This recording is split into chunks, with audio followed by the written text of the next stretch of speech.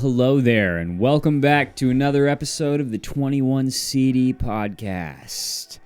We are Jon and AJ here for another episode, but first there's a couple things I wanted to go over before we get ripping and roaring. Wanted to thank all you guys for all the love on the last episode. The review of the Oliver Anthony song Rich Men North of Richmond was an epic success. So for all of you that are coming from that video and tuned into that video, thanks a lot. It really helped out, and it was awesome to see that sort of traction on a brand new podcast. So keep it up. We're trying to get to 1,000 followers, and I hope you guys like the weird stuff too, because that's pretty much what we cover. Here on the 21 CD podcast, which stands for 21st Century Dystopian, by the way, we cover all relevant modern news that relates to the strange, the unusual, and the dystopian. And we also go into some legend and lore and some of the unexplainable things that people have experienced throughout history and may or may not be continuing to this day. So hope you guys are into that. If not, sorry to disappoint you. We do not just do music video reactions, but I think there's something here for everybody. What do you think? Yeah, I mean, we cover a vast array of different subjects, and so maybe not all of them are super interesting to you, but like we're interesting to you, so that's why you're here. I try very hard to be interesting to you. You're so interesting. Well, you're interesting to me. Well, dang. That's why we're here, folks. So thanks for tuning in. If you guys have a topic at all that you think relates to any of the things that I just said, feel free to shoot us an email at 21cdstudios@gmail.com. That's 21cdstudios@gmail.com, all one word, all lowercase. Yeah, or just commented on our last video. The interaction we got from our last one was great. Seeing so many people just have something to say, that's awesome, and that's like part of the whole community that we're trying to build. So we read every single comment and message on my phone constantly, seeing what you guys are saying about the topics and about us. And an important thing to realize is that all of us have pretty time-consuming jobs, and we don't make anything off of this podcast. So we're here because we enjoy talking about topics that you guys may find interesting, and I hope to continue that for as long as possible. The way that you guys can help is to get your friends to like, follow, and subscribe, and if you are here for the first time, please consider that as well. One more thing that I'd like to say before we get right into it is for all of you guys out there who don't necessarily have the time to watch YouTube videos, We are on Spotify as well. I myself am a truck driver. I don't have time to watch YouTube videos. I listen to all my podcasts on Spotify. So if for whatever reason you can't watch the YouTube video, rest assured that it is on Spotify for your listening pleasure. All right, guys, today we have a really fun one for you. We did a lot of research on this one. We're going to be talking about the Lost Dutchman Mine. This is a topic that we've known about for quite some time. Our dad was an aspiring treasure hunter, and he always had books around about lost treasures and whatnot. So we've known about the Lost Dutchman Mine from a young age, and a lot of people know about the mine. So some of this might be not necessarily new knowledge to you, but we bring some interesting tidbits that I haven't seen in other videos to the table that I think you guys will like hearing about. So be sure that this is a podcast episode that you cannot live without, and you will regret for the rest of your life if you don't hear it. So we're going to talk a little bit about the Lost Dutchman Mine itself, the legend, the lore behind it. We're going to tell the story as it's roughly been told. Obviously, when it comes to lost treasures and stuff like that, a lot of it is speculation. A lot of it is stuff that you have to just presume is true. Pretty much everybody I've seen after reading hundreds of articles and documents on this thing over the past couple weeks, pretty much everybody has a slightly different story about the Lost Dutchman Mine. And it's a lot of people who live near the Superstition Mountains, where the Lost Dutchman Mine is said to be hidden, have their own tales that are vastly different from what you will read online. And then it seems like every single treasure hunter has a different clue that is somehow unique to them. If you go on YouTube, you'll see a dozen videos saying that somebody found the Lost Dutchman Mine. And the fact of the matter is, maybe you did, maybe you didn't, we don't know. Well, yeah, it's never been documented as found. And anytime you start looking at any type of treasure hunt or a lost treasure, part of why it's still lost is because there are like 5 or 6 different stories of where it went or how it disappeared or how the story goes. And so all of that contributes to why it is still lost and why there are slightly different takes on every single story. So we're going to unpack some of it. And this episode, since there's a lot of information that's kind of like the gist of the story, I'm going to read you something that I pre-wrote on the new fancy computer that we have because we needed one so desperately that I just went out on Facebook Marketplace and picked up the most affordable option. And here we are today, looking like we know what we're doing. So I'm going to go ahead and read this for you guys, and then we'll unpack it after I'm done reading it. Circa 1850, a family by the name of Peralta ran their silver mines dry in Mexico. This prompted them to look for brighter horizons, bringing them north into Arizona. Finding gold, however, was a bittersweet find because although it was gold, and gold is sweet, they were massacred by the Apache, and death is, well, quite bitter. This instance came to be known as the Peralta Massacre, and many still question its legitimacy. Did you know that the Peralta Massacre was almost 400 people? No. I had always assumed that we were talking about like a band of merry men. Yeah, a family. Right, but just like a couple days ago, I was reading, and it was apparently upwards, some say 398, but it was about 400 people. Wow. That were supposedly massacred in this Peralta Massacre by the Apache.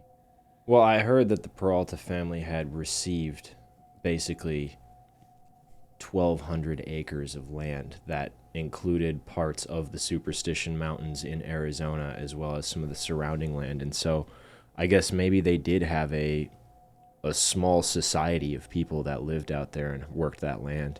That would make a lot of sense because I heard that the Peraltas were somewhat of a royal family. They received the land. Yeah. They got it somehow, and that guy's name was Don something Peralta.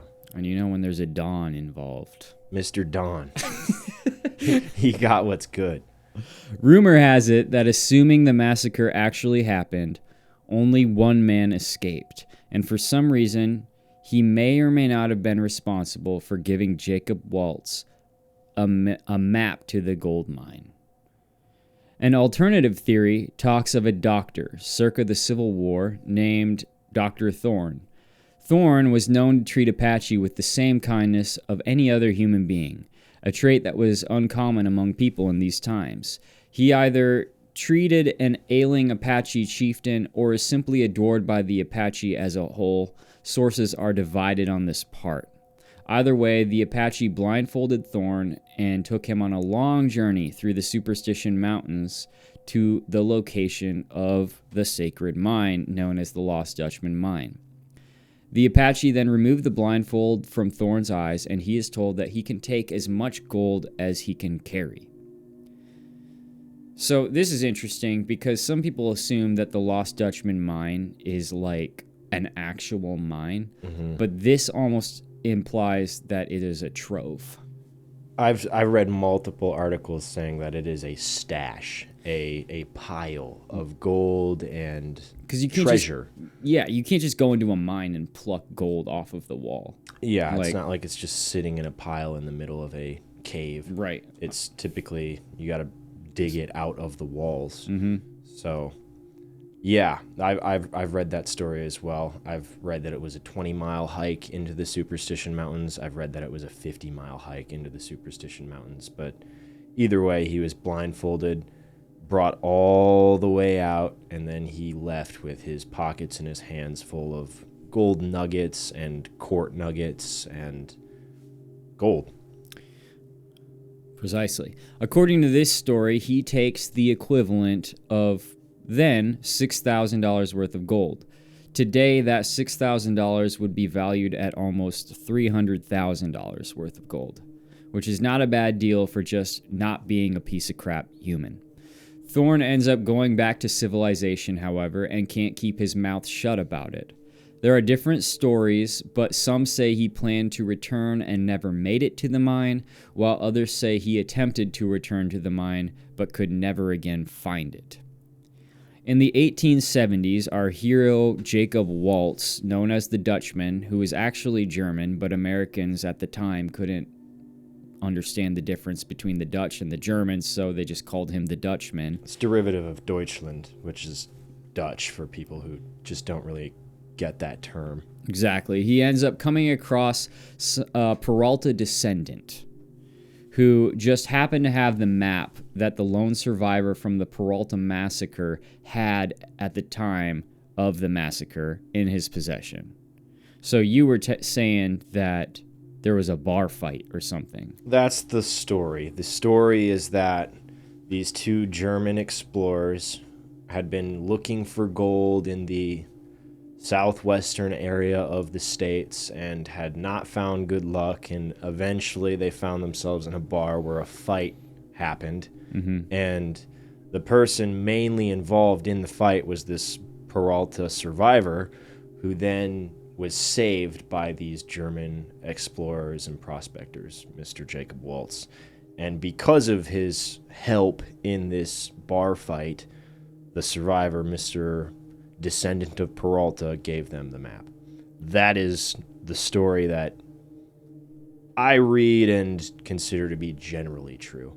What I found lines up with that. Waltz ends up setting up a trip to the mountains in search of the fabled mine with several friends. This is where characters start to get hazy when it comes to their actual existence. One tale says there was a man named Jacob Weiser, who is his German buddy.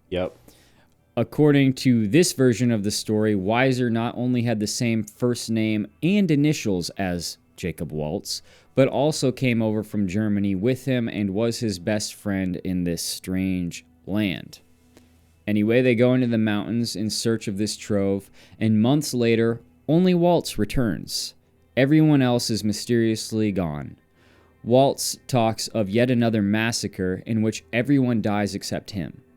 But some say that Waltz actually killed everybody upon finding the mine. And when we say everybody, we're really probably just talking about his friend Weiser and this Peralta descendant and maybe like one or two other guys. Yeah, potentially a crew of 5 people went out and only Jacob came back.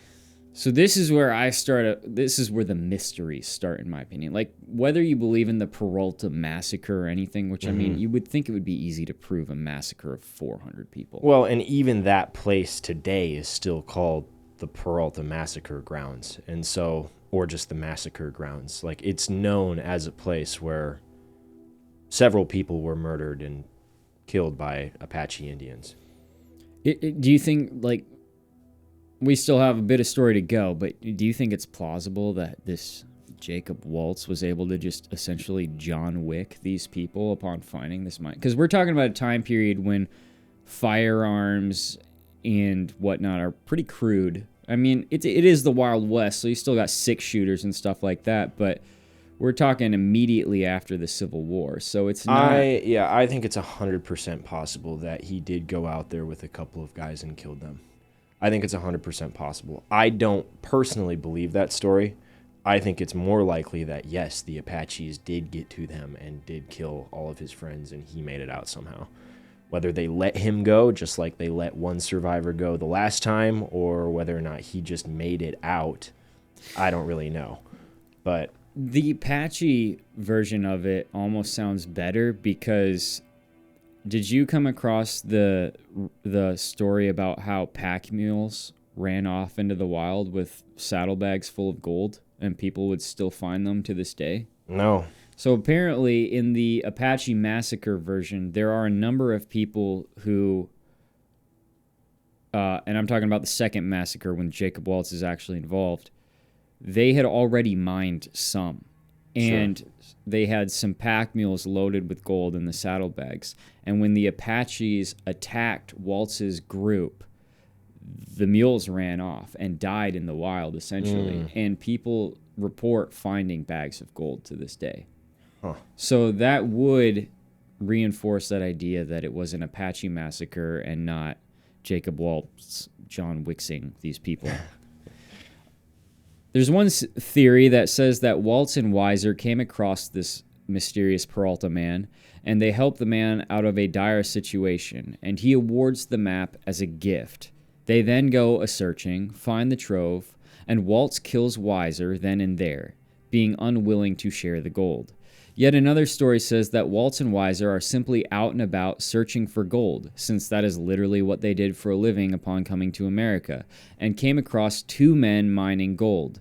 They heard the men mining gold by the sound of the pickaxes hitting rock while they were around a fire at night. They found the men in the darkness, killed these men, hid their bodies, and then Waltz killed Weiser, unwilling to share the wealth.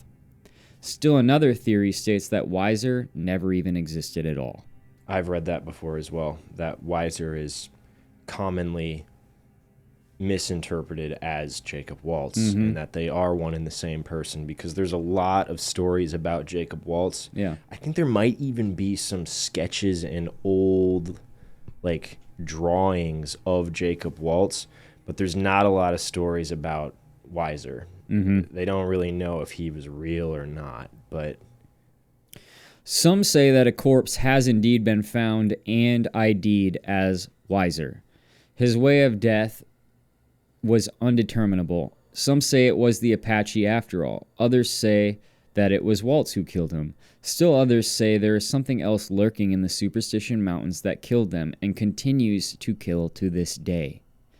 Jacob goes on to live on into a semi-old age. He ends up meeting a little lady about half his age named Julia Thomas that some say he shared knowledge of his wealth with. Her and her son, in a long story cut short, form this plan to basically steal the wealth from him while he is sick with pneumonia and they are quote-unquote caring for him. This woman even ends up doing her own expedition into the mountains, but did so in the heat of summer, so her expedition to find the mine was a massive failure. There are even stories that while Jacob had pneumonia and lay on his deathbed, she would charge members of the town $1 to talk to him before he died about where the gold was. There is irrefutable proof that Julia was in fact a real person.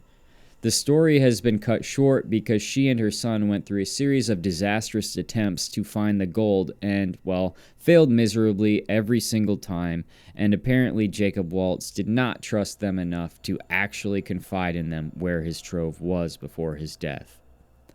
Jacob dies, leaving some kind of riddle as to where his gold is, a riddle that many are still attempting to decipher to this day, and it goes something like this. From my mine, you can see the military trail, but from the military trail, you cannot see my mine.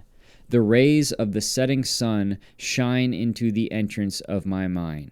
There is a trick in the trail to my mine. My mine is located in a north-trending canyon. There is a rock face on the trail to my mine. And there are a couple different riddles like this that people say Waltz said. And a lot of people have this other riddle that says something about Weaver's Needle. Mm-hmm. And how Weaver's Needle, there's like this mysterious imaginary circle in which Weaver's Needle is the center. Sure. And the treasure is within 5 miles of this Weaver's Needle. I'll put an image of Weaver's Needle up on the screen for you guys. There's two main peaks in the Superstition Mountains, and one of them is Weaver's Needle, the other is Miner's Needle. And I'm trying to remember who it was that said that the mine was visible by 5 miles from a point. And so most treasure hunters typically look on the east side because that is where the sun falls into potentially a doorway or the entrance of a mine. Mm-hmm. And then they usually also look somewhere 5 miles from one of those 2 points. Nobody's ever found it, so... Nobody's ever claimed to have found it. Exactly, yeah. According to Arizona Central, Ruth was a 66-year-old veteran. This guy named Ruth. I forgot. We're going to get into Ruth. What is his first? Adolph Ruth. Adolph, yeah. Adolph Ruth was a 66-year-old veterinarian employed by the U.S. Department of Agriculture's Bureau of Animal Husbandry, who had a long-standing obsession for locating the fabled Lost Dutchman Mine. Now, Adolph Ruth is the most famous treasure hunter to have looked for this treasure to date. And this was in 1932. Right. So this is about 50 years, maybe even 60 years after Waltz has already died. Yeah, I mean, maybe even closer to 80, because he supposedly died in like 1850s, right? 1870s. Oh, really? Yeah. Okay. 1850s is like when the Peralta's found. Yeah, right? 1847. Yeah. So, like, at this point, we skip ahead a little bit because nothing really happens. Nobody finds the gold. Nobody's really sure. There's a lot of story about how even, I think it's like Waltz's son comes over from Germany and tries to help find the gold and can never do it, or Waltz kills him. There's a bunch of Waltz's quote-unquote friends who try to find the gold and can never find it. There's that famous story about the 2 army guys who come back from the Civil War and look for it and end up dead and stuff like that. But the most famous treasure hunter to have looked for it is this Adolph Ruth. When he acquired a number of maps to the old mines, he began looking. Ruth became something of an amateur treasure hunter, and in an attempt to find a mine in California, he had fallen down a ravine, permanently injuring one of his legs. This is something that Adolph Ruth did. He was a treasure hunter. By 1931, Ruth became convinced that one of the crudely drawn maps in his possession would lead him to the Dutchman's mine, but his luck wasn't any better than it had been in California. Within days, Ruth had disappeared without a trace. It wasn't until later that campers discovered a note in a bottle written by Ruth saying that he had, again, broken his leg and needed help. But perhaps of more interest was the note's casual postscript, P.S. Have found the Lost Dutchman. When Ruth's body was found in a gold lust-fueled search in December of 1932, the mystery only deepened.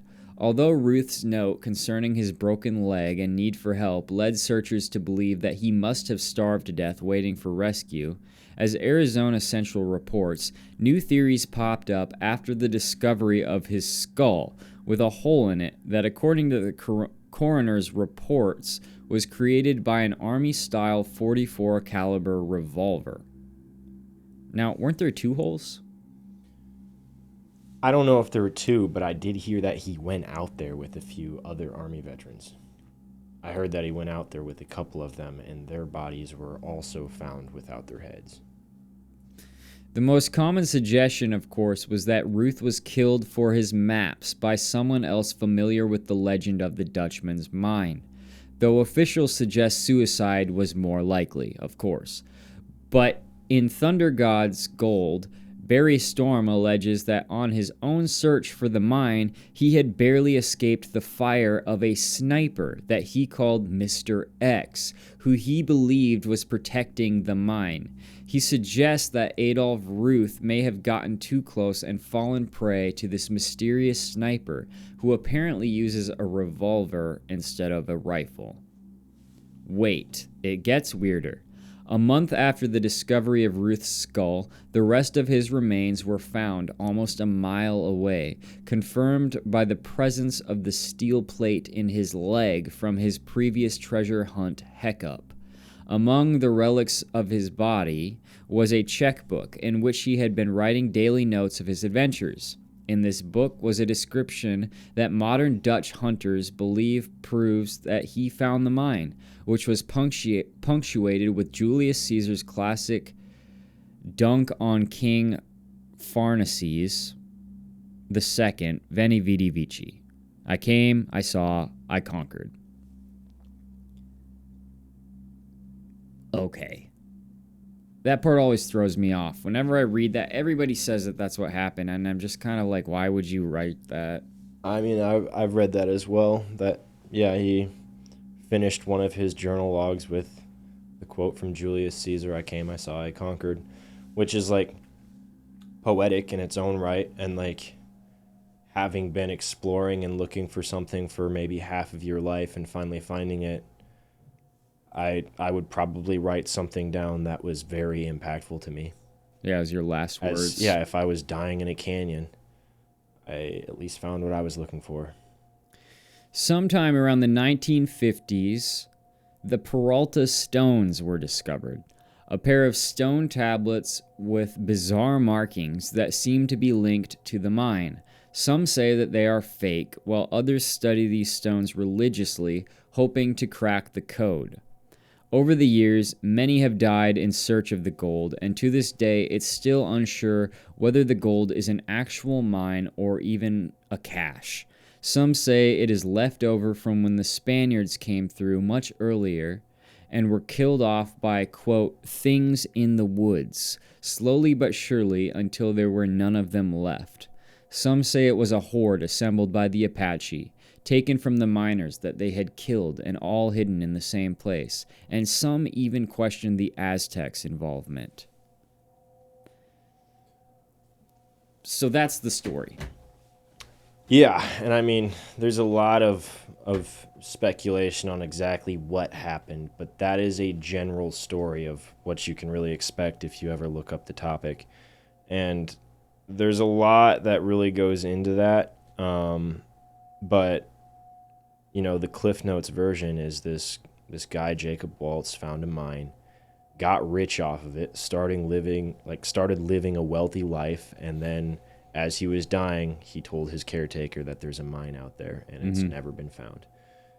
And there's also been a lot of very strange disappearances in the Superstition Mountains. There's been a lot of myths and legends about what happens in that area, and even like in older history, during the 1500s, when the conquistadors arrived in that area, they were looking for a city of gold because of legend that told of some sort of gold deposit that was unlike anything anyone had ever seen before. I've heard that, and I heard that the Apache even told them, yeah, it's out there in the superstitions. Yeah, and a lot of them died looking for it because of the harsh environment that is that area of the States. But then the Apaches also attacked them, and there may have been something else in there. That's another part of it. Like that part of the mountains is also where the Apaches get their god, the thunder god. And so you have this massive volcanic rock structure mountain in the middle of the desert that has all of these legends and lore coming from it, and the Apaches say their gods crawled out of the earth from there, and you've got the Spanish saying that there's a gold city tucked behind the mountains, and you've got these prospectors and treasure hunters, and you've got headless people showing up, and you've got massacres. Like, there is a lot of historical events that surround that one area. And is it just because somebody said there's gold out there? Who knows? We're going to take a look at some of the popular deaths relating to the search for the mine and some of the legends right after this break. Be right back, guys.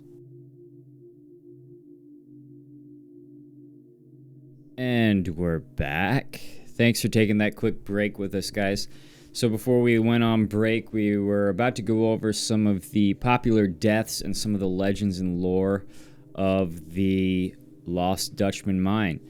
So we're just going to quickly go over all these deaths. It's important to realize that there have been to date over 600 mysterious deaths in the superstition mines, and a lot of them are related to this this treasure hunt for this Lost Dutchman Mine. So we're just going to go over a few of the most famous ones. And I'll date them and give them to you briefly. So, obviously, we're going to start in 1848 with the Peralta Massacre, the first official murder in the Superstition Mountains. The Peralta family from Mexico was ambushed and killed by Apache Native Americans. As we already said, this may have as many as 400 people, so like a certified slaughter. This was supposedly over a gold mine that the Peralta family allegedly found and was using, which is the Dutchman Mine. Evidently, the Apache did not appreciate this, as they cared not for the gold, they did not use it in their culture, but about the trespassing onto their land. After the massacre, the Apache allegedly buried the gold and then covered the mine. A few members of the Peralta family were able to flee and survive, and that is how we know about the massacre today. Some argue that this event is nothing more than a fable, while others argue that it's true. Where this allegedly took place is now fittingly called, as you said, the massacre grounds. In 1870s, a prospector named Jacob Weiser, the partner of Jacob Waltz, who is the Dutchman, died of wounds received from the Apache, according to this theory. This theory alleges that he escaped. And he disappeared. I only saw one source talking about how Weiser escaped and went on to have this sort of life where he dreamt of going back and finding the mine. Interesting. I didn't read any accounts of him getting out. He may never have. Yeah, I read accounts that maybe he never existed, and then I also read accounts that he most likely died in the mountains. In 1880, 2 soldiers on a search for gold went into the superstitions and disappeared. Their remains were later found, each with a bullet hole in their skulls. These are those 2 Civil War veterans that I mentioned. In 1881, another prospector named Joe Deering heard the story of the 2 dead soldiers and thought it would be a grand idea to search for the mine himself. He survived, returning to Penal, Arizona, claiming that he had found an old mine. He described it as the most god-awful rough place you can imagine, a ghostly place. He was later killed in a cave-in of another known mine in the area, Silver King Mine, and never revealed the location of the ghostly mine that he supposedly discovered. In 1884, Pedro Ortega was found dead from a shotgun wound about 30 feet from Jacob Waltz's home, near the base of the Superstition Mountains. Waltz claimed that Ortega's partner shot and killed him after borrowing Waltz's gun, but many believe Waltz himself killed Ortega. No motive was ever found. In 1892, 13-year-old Charles Doby was killed by an Apache in the Superstition Mountains. His home was ransacked, supplies were taken, and there was other evidence that Native Americans had been there. Charles was found a short distance from the house, shot twice in the body with his head and limbs crushed and mangled by heavy boulders that the Apache had used to stone him to death. His death is the last known death caused by the Apache. In 1896, a man named Elisha Marcus Rivas was found dead along the trail in the Superstition Mountains, in an area known today as Grave Canyon. It is not known how he died. In 1900, prospectors Silverlock and Malm started to search for the Superstition's mine. They found some gold from the Peralta Massacre. In 1910, Malm arrived at a Mormon camp in Mesa, babbling that Silverlock tried to kill him. Silverlock was deemed insane and committed to a territorial asylum. Later, Malm went to the County Poor Farm. Both men died within 2 years. In 1910, in an elevated cave in the Superstition Mountains, the skeletal remains of a female were discovered. They were tiny pieces of gold nuggets next to her remains. However, no fragments of clothing of any kind were found, adding to the mystery. In 1931, of course, Adolph Ruth, a 78-year-old retired veterinarian and avid treasure hunter, went missing in the Superstitions after setting out to find the treasure with a quote-unquote Peralta map. The search for his body began after he failed to return for 2 weeks. Not until almost 1 year later was his body found near Blacktop Mesa with 2 bullet holes in his skull. In 1934, a man named Adam Stewart died in the Supes. It is unclear how.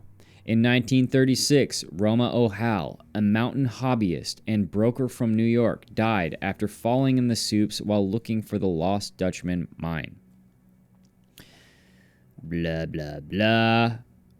In 1937, another prospector named Guy Hermatite Frink, who had made several successful treks into the Superstitions to find gold without dying, finally ran out of luck after he was found dead from a gunshot wound to the stomach on the side of a trail. Next to his decomposing body was a small stack of gold ore. In 1945, Barry Storm, a treasure hunter on search for the lost mine, claims to have narrowly escaped from a sniper in the Superstitions. He believes that Adolph Ruth might have been a victim of the same sniper. Who this sniper is and what was his goal is unknown. In 1947, James Cravey searched for the Lost Dutchman Mine. In February, his headless skeleton was found in a blanket. His skull found about 30 feet away. Coroner's jury ruling was no evidence of foul play. In 1949, Jason Kidd went to work in the Superstitions, only to never return. The main theory is that he had fallen down a canyon to his death, but his body has never been found. In 1951, an Oregon man named John Burns, Dr. John Burns, was found with a single bullet hole through his body. Even though there was no powder residue, ballistics experts believe he was shot from a distance. So the sniper idea strikes again. His death was ruled as suicide. In 1952, Joseph Kelly disappeared. His skeleton was discovered near Weaver's Needle in May 1954. He was shot from above. Coroner's jury decision was accidental. Again in 1952, 2 men from California named Ross Blay and Charles Harshbarger also disappeared in the Supes, never to be found again. In 1955, a 16-year-old boy named Charles Massey was accidentally killed in the Superstitions by a bullet that ricocheted off of something, probably a rock, while he was out hunting javelinas with 4 other boys. Interesting. In 1956, Martin Ziwotho was found dead in the Supes after going missing for several weeks. He had been searching for the mine. A month after he was reported missing, his body was found with a bullet hole above his right temple. Even though the gun was found underneath his body, which is something usually deemed physically impossible if one commits suicide, his death was ruled a suicide. In 1958, a deserted campsite was discovered along the northern edge of the Superstition Mountains. There was a blood-stained blanket, a gun-cleaning kit, but no gun, cooking utensils, and letters from which the names and addresses had been torn out. No trace of the camp's occupants have ever been discovered. In 1959, Stanley Hernandez and Benjamin Ferreira believed they had found the Lost Dutchman Mine. Probably out of pure greed, Hernandez then murdered Ferreira at the campsite that night. Ironically, Hernandez later learned that the gold they found was pyrite, which is commonly known as fool's gold. That's messed up. In 1959, again, Laverne Rowley and Ralph Thomas went hiking in the Superstitions, only for Thomas to shoot and kill Rowley while there. Thomas claims that Rowley attacked him and that he shot him in self-defense. In 1960s, hikers found Franz Harrier's headless skeleton near a cliff. The skull was found 4 days later. 5 days later, William Richard Harvey's skeleton was found. Cause of death, unknown. Again in 1960, Robert St. Marie was killed by Edward Piper while looking for the gold. Again in 1960, the remains of William Harvey Jr. were found. His causes of death remains unknown. There's a lot going on here. Yeah, I think we're seeing a trend. There's a few more. In 1961, Hilmer Charles Bowen's body, buried beneath sand, was found near the mountain's edge. He had been shot in the back. Some reports say he was discovered by a family picnicking, while other sources say it was school children who found him. Again in 1961, the body of Walter Mowry was found near Weaver's Needle. He was from Denver, Colorado, and had come to camp and hike. Some say it was suicide. 63, Vance Bacon fell to his death from the top of Weaver's Needle. However, there are reports of rifle shots and indications of foul play. It remains unsolved or an accident. 64, brothers Richard and Robert Cremis were found by searchers in the mountains after going missing. They were discovered in a snow-covered canyon where they had succumbed to the elements. They had gone hunting and died. 64 again, Jay Clapp vanished, his headless skeleton discovered 3 years later. 1970, body of Albert Morrow was found in a tunnel after he was crushed to death by a boulder. 73, during an employment dispute, Charles Lewing shot and killed some guy named Sancho Guerrero at Jacob's campsite at the base of the mountain. He claimed self-defense. 76, Harold Lewis Poling accidentally shot and killed himself inside his campsite near the Superstitions. He had slung his .44 revolver over his shoulder, and when he leaned over his bed, the revolver fell and discharged upon hitting the ground. Poling was hit in the left side, penetrating his lungs and spleen, and he died of internal bleeding. Again in 76, Dennis Joseph Brown was found murdered in the mountains. He was shot one time in the chest with a .22 bullet. Nobody knows. Mexican cowboy in 1978, Manuel Valdez was murdered by unknown quote-unquote assassins that allegedly laid in wait a short distance from his house near the Superstitions. He was shot several times for seemingly no reason. His body was buried inside the Superstition Mountains in Fraser Canyon and was discovered only because Valdez's dog, Prieta, laid at the foot of his grave until someone came to the ranch and found him. In 1980, Rick Fenning went hiking in the Supes only to disappear. His body was eventually found near Trap Canyon. There's a couple more, guys. You guys get the gist, though. People are dying here, and these deaths go on. Like, I'm trying to cut this short because I literally have a whole nother page of deaths. But we're talking up until 2023, this year, where mysterious plane crashes seem to have started happening in the Superstitions. I don't know. The mystery lives on. I'll put some photos up because I found some pictures of the plane crash, and it doesn't show much, but it is harrowing to say the least to see the expanse of these Superstition Mountains with just a plume of crashed plane smoke coming out of it. But I'm interested in hearing your take on what you think is killing people in the Superstition Mountains and why it seems to mainly be murder. I mean, that's a long list of people that go missing. Like, that is a long documented list of people that just have gone missing in that area.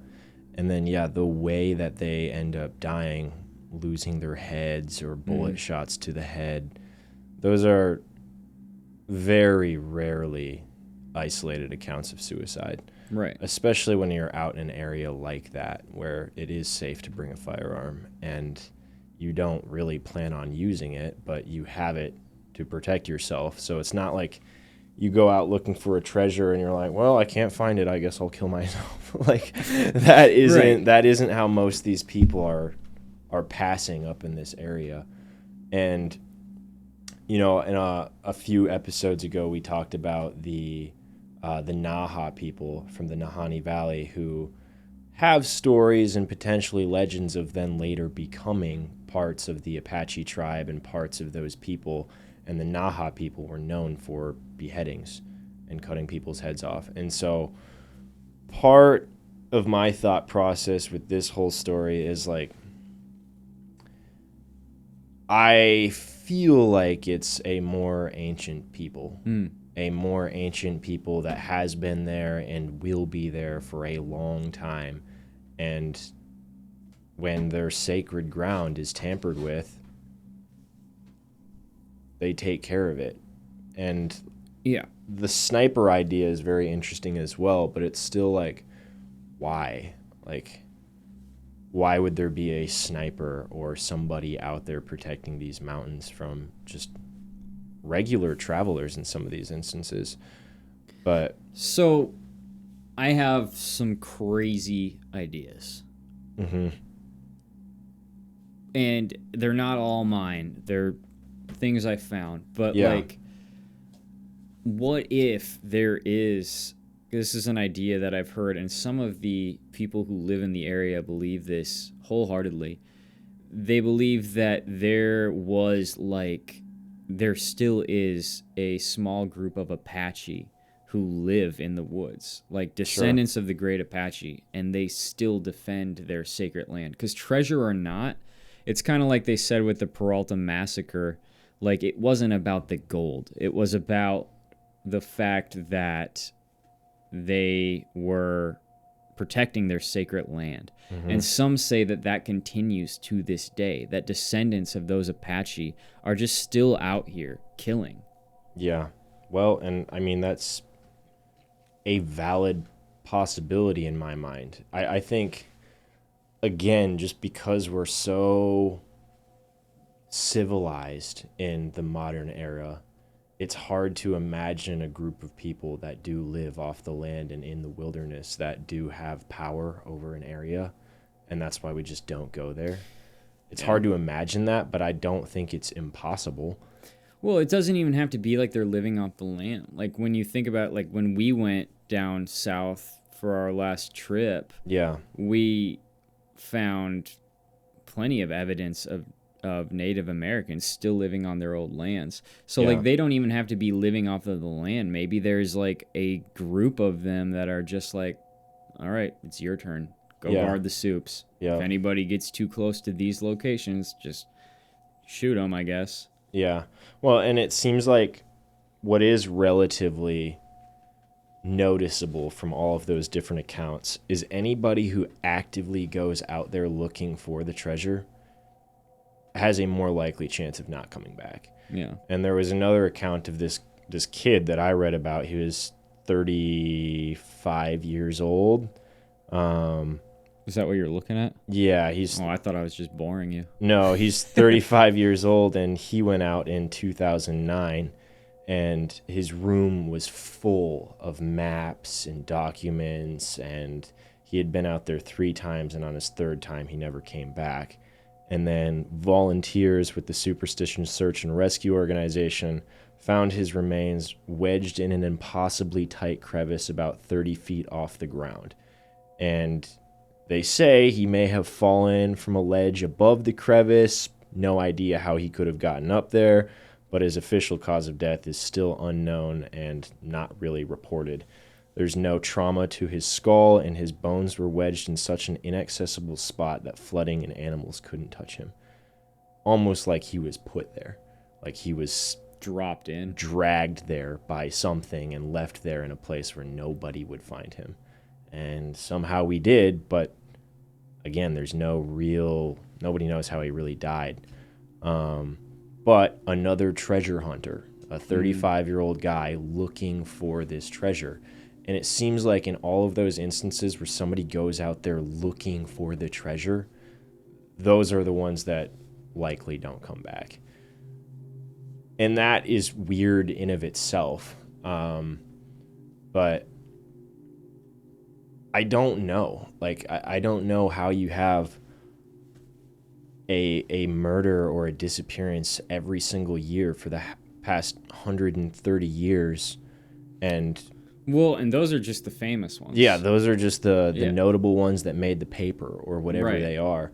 But, like, that does make you wonder, like, what is going on in those areas? And the quick and relatively easy answer when you've got gunshots and bullet wounds is like, well, it's people. It's a serial killer. It could be a serial killer. It could be a tribe of people out there, a small collection of people who maybe do know where the mine is and are not going to let anybody find it.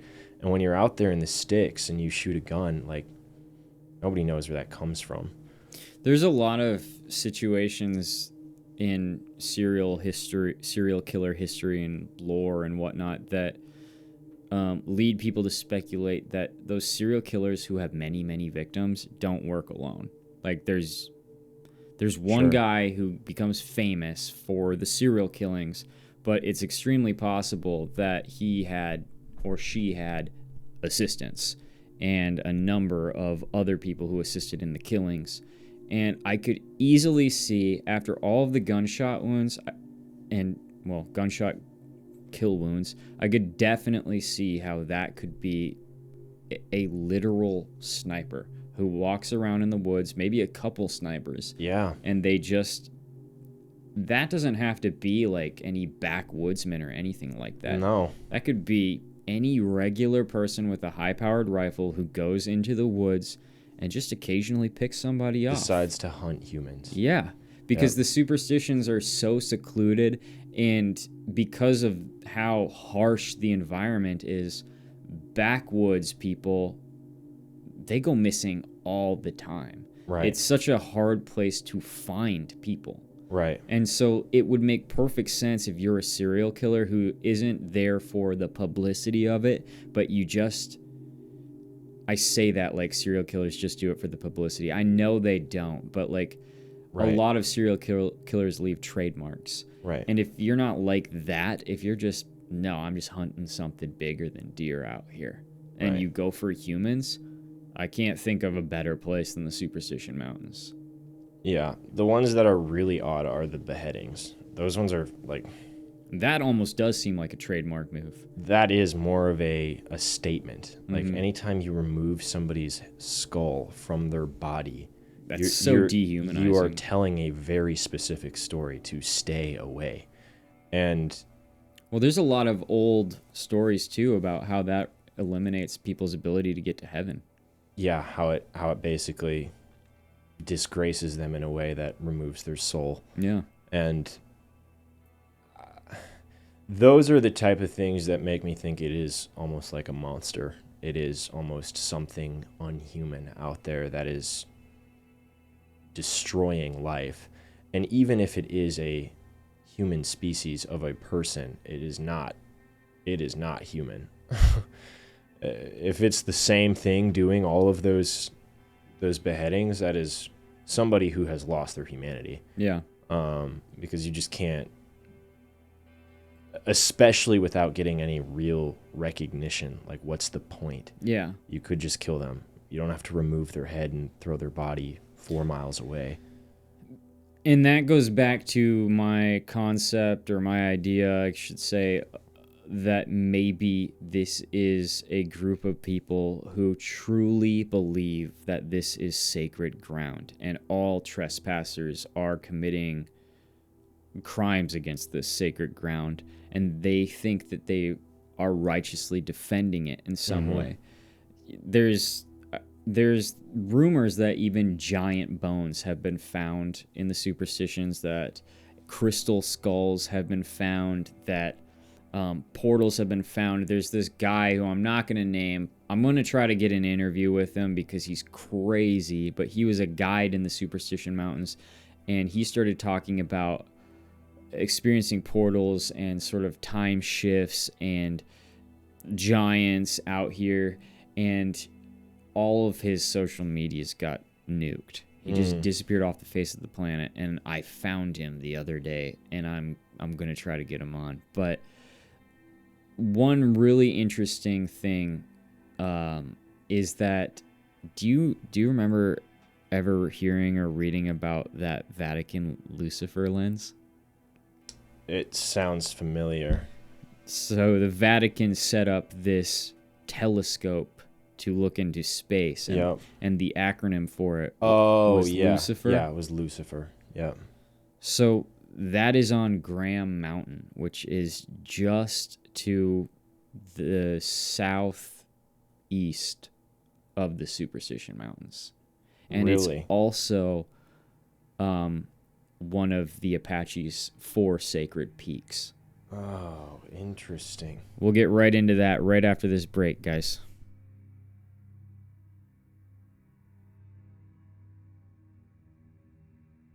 And we're back. So yeah, anyway, that Lucifer lens is on Mount Graham, which is next to the Superstition Mountains. And apparently the Vatican went to court with the Apache about it, because the Apache were like, you can't just take our land. Like, this is one of our sacred peaks. Yeah. And the Vatican, of course, with their infinite resources, won the court battle and of course placed their telescope on top of Mount Graham. Wouldn't be the first time that the Catholic Church has placed their structures on top of death. But it's interesting because the Apache say this is a place of power. Right. So why would the Vatican also want... You know what I mean? Like, it makes it feel like everybody who is in power or who's been there for a long time knows that there is something about this place. Well, and that's one of the places in the States that's like one of those registered dark sky places in the country. And so really? From a astronomy perspective, it makes a lot of sense because there's very little light pollution. Mm-hmm. But I mean, there's a bunch of other places that you could do that aren't considered sacred grounds to an entire culture and people. And you know, that is very strange. I've never known that before. It's also weird that they would have like that little outlet so far from Italy. But you know, there's been strange sounds and strange sightings in the Superstition Mountains for hundreds of years. Mm-hmm. And even like, again, to bring it back to the conquistadors, they left that area, and they're pretty much the ones who ended up giving it the name of the Superstition Mountains, because they were just like, whatever is going on here is, our city of gold is not worth losing all of us for. And so they left, and I've read accounts of people hearing voices and screams in the mountains. I've heard strange lights above the mountains and strange astronomical sightings that don't make sense. And then you tie that in with like the deep-rooted belief by the Apache people that that is sacred ground and that there is something holy, or at least spiritual, that lives in those hills and in those rocks. It's like... And we get to this point in a lot of our podcasts, right, where it's just like, how do you justify these things with just rationale and logic? Mm-hmm. And the reason why they're so interesting and the reason why they're still topics today is because there isn't a logical answer for these things. Mm-hmm. Another site I was just looking at talked about several bodies that were found in between 1955 and 1978 that don't have names. They don't know who they are, but there was several corpses found with holes in their heads, And then 2 more cadavers were found without their heads, and investigators were never able to find their heads. And so they were just unknown, nameless bodies. Unknown bodies that were just found in these mountains with no heads.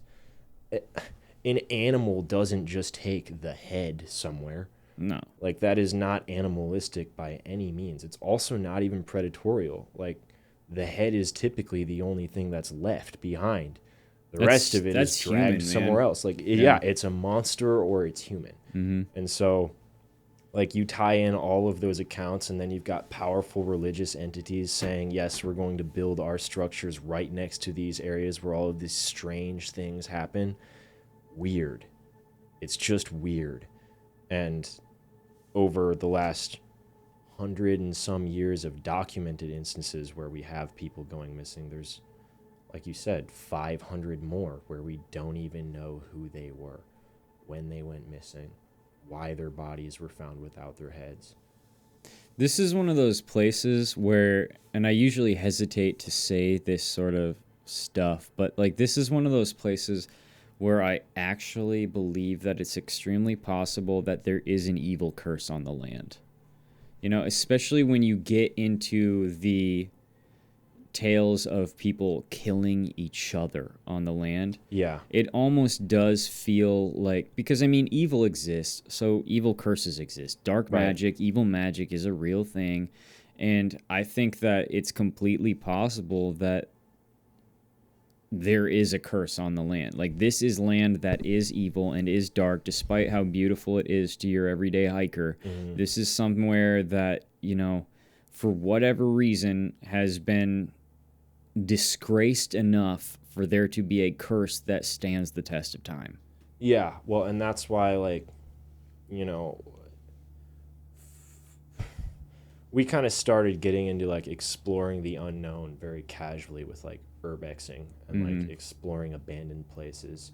And even in some of those places that don't have a long history, you feel what stories the walls have. Right. And like, if you have a place like that where it is this sacred ground where time after time and year after year very tragic events happened and multiple people have passed, you can't tell me that that place doesn't still have some blood in the soil. Oh, yeah. Like, you can't tell me that there still isn't a feeling that you get from those areas that are just a little bit uncharted. Well, I mean, the 600 deaths that we mentioned doesn't even count the people who are just missing. Right. Vanished without a trace. Yep. And, like, when you hear about, like, some of the people who are near there, who live near there, talk about things wandering in the woods. Yeah. Like, literal things they can't explain. There's even rumors of cannibals out there. Like, yeah. And of course, you can't let your imagination run away with it, because whenever there's something like this, it does become like a Hardy Boys book where it's like, what is going on? Well, it could be anything. You know, obviously, even people believe in aliens. Apparently, the Apache have tales of meeting their star brothers and sisters in the superstitions as well, which I mean, who's to say no? But like,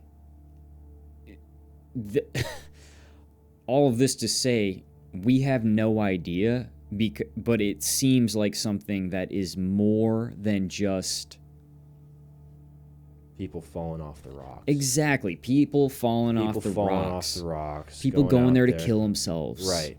It doesn't seem like that type of story. And you know, another thing we talked about the other day is, like, what if there is some sort of off-the-grid cult that lives out there in the woods, and part of what they do is they cut people's heads off? Dude, another thing I want to bring up, which I love that, but, like, another thing I want to bring up, you and I have gone camping all over the place. We've been in some pretty weird spots and everything. Yep. But the amount of times that we have felt the need to bring a firearm were relatively few. So it feels like, and we've been in some spooky woods, but I feel like when all of these people are going in with firearms and then they're also dying, it's like, so you were pretty much being as prepared as you could be prepared. And whatever it was still got the upper hand on you.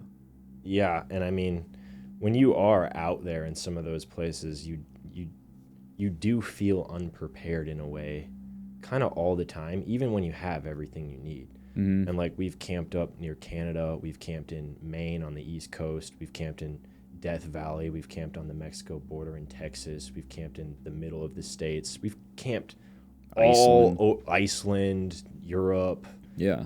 Aside from Iceland, South America, like we've camped all over the place, and you typically do feel like you are the imposter. You are the imposter. Yeah. You're the thing that shouldn't be there. Right. And I think when you go to some of these places that are known for their danger to humans, that brings a different kind of fear just based off of the stories and the legends. Mm-hmm.